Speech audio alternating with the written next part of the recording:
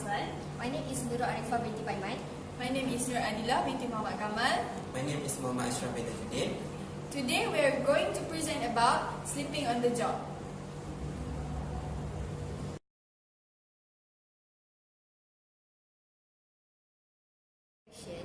It is actually worthwhile to allow your employee to sleep at work. Some companies have even started providing sleep pods for napping at the workplace. Now, as an employer, you don't want them to sleep the day away, but taking naps can give employees a refreshing break that lets them come back to their duties rested and ready to get more done. More sleep, more productivity. Almost a third of companies reported falling asleep or becoming very sleepy at work. A natural urge to nap in the afternoon is a remnant from early sleeping habits consisting of 2 sleep periods instead of 1. Not a coincidence. 8 hours stretching of sleep. When the urge comes in the middle of the workday, it can cause problems. The stigma against daily hopes for adults makes no sense, particularly when people see what's happened to young children when they need naps. The difference between a well-rested child and the tired one are obvious when you see an adult napping at work, behaving unethically or being unproductive. You may not realize those are similar behaviors stemming from being sleep deprived. Besides lost productivity and crankiness, liability is an important issue to consider when deciding whether to allow employee to nap time. A tired employee is at a greater risk for on-the-job accidents. Forward-thinking corporations have providing the 2 options of sanction and appropriate napping in the workplace, implementing on-site napping facilities. Many successful companies encourage employees to take naps. Encouraging on-the-job napping. When employees don't get proper sleep, their productivity severely suffer. Therefore, it is every employee's interest to make sure that the employees get proper sleep.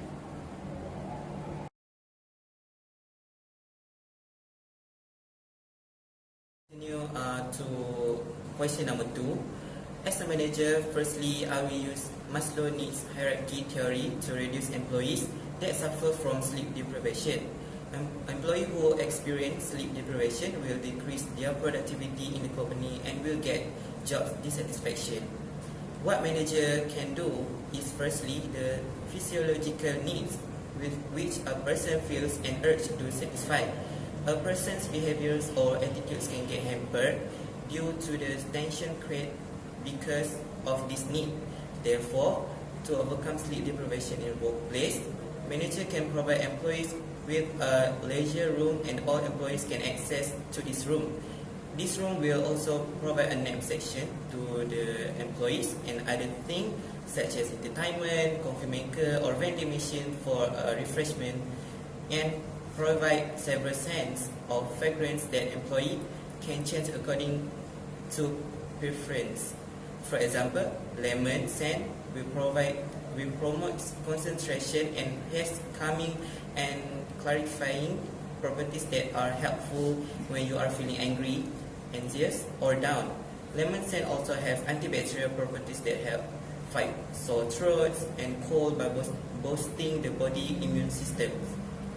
After that, the manager needs to use safety, need to see whether the employees are healthy or not.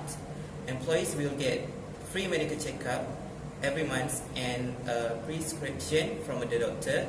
Nap plays an important role in your life to reduce sleep deprivation and stress at workplace. If employees do not get enough sleep, their immune system will not functioning well, so that they will be easily infected by diseases such as cold, migraine, sore throats, and others. Therefore, they cannot concentrate in doing their work and it will decrease productivity.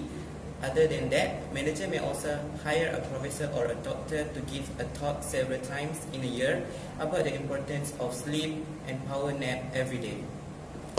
Okay, next I will continue from ASYRAF, which is question number 2. Okay, my point is belongingness. It is the need for interaction with and affection from others. This means that the workers' voice have been heard by the top management. So as a manager, it is important to know the problems of their workers. It is important because we have to make sure that employees are all well prepared physically and mentally to do their work. So as an example, a manager can provide counselor at workplace for employees, counseling and motivation session.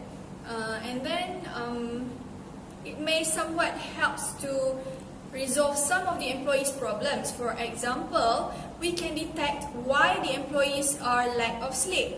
Okay, and then after that, managers can also allocate some time, such as 20 to 30 minutes every day for employees to take a nap in the leisure room. By the way, they must not necessarily taking a nap. They can also take regular breaks, drink some coffees, or doing other activities such as exercise, playing games, or whatever kinds of refreshment that suits them. By doing this, employees will feel refreshed, secure, comfortable, and feels owned by the company, so that it can increase their performance and productivity.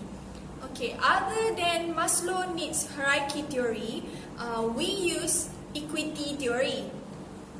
Okay, the basis of equity theory is the principles of equity or balance. Okay, this motivation theory mentions that there is a correlation between an individual's level of motivation and their perception towards fairness, justice, and equity practiced by the top management. Okay, for example, we have to make sure that the time allocated, 20 to 30 minutes rest times, are not only specific for heavy department. So they have to make it for every employees. Okay. Other examples is if there is a subsidized food and beverage in the leisure room or other sleeping and refreshment facilities. So we have to make sure that all employees get it. Therefore, employees will feel equal and there is no comparisons among them. So it will increase their job satisfaction. And then, in brief, everybody deserves to meet their needs. So few are primary needs like foods, water, and sleep. So physically, a physical side of behavior determine these needs, and they are unlearned needs by nature. Therefore, being wise and have influence on this behavior is good effort by a manager.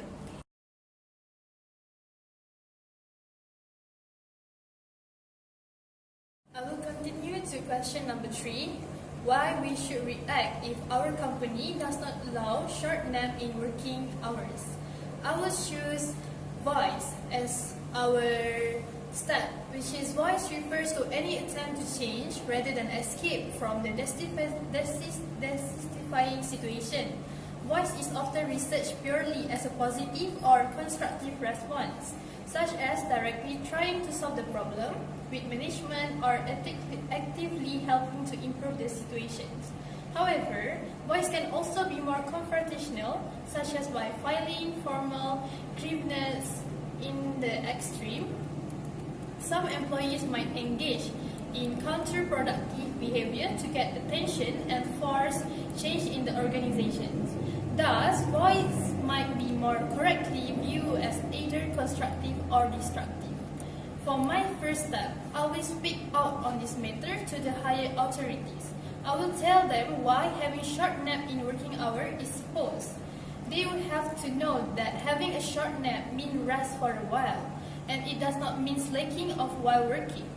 Napping is also have 3 types. For an example, planned napping, also called preparatory napping, involves taking a nap before you actually get sleepy. Next, you may use this technique when you know that you will be out later than your normal bedtime, or a mechanism to ward off getting tired earlier. So here, every boss in the company can use the planned napping in their company. Here, I also have some tips for planned napping that might be useful. Firstly, napping is usually recommended 20 minutes to 30 minutes for short-term alertness. This type of nap provides significant benefit for improved alertness and performance without leaving you feeling groggy or interfering with nighttime sleep. Your sleep environment can greatly impact your ability to fall asleep. Make sure that you have a restful place to lie down and that the temperature in the room is comfortable. That's all from us. Thank you.